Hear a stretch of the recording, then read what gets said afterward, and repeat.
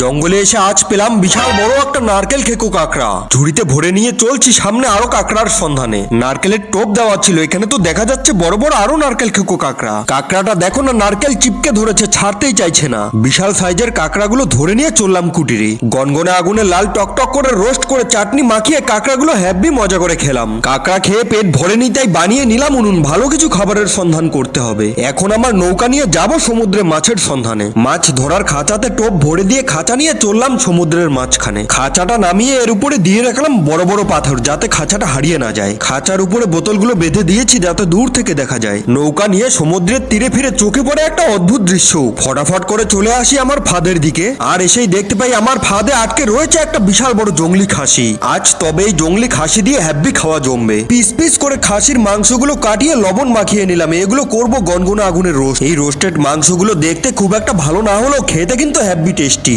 নরম খাসির চর্বি কে কে খাবে একটা লাইক করো।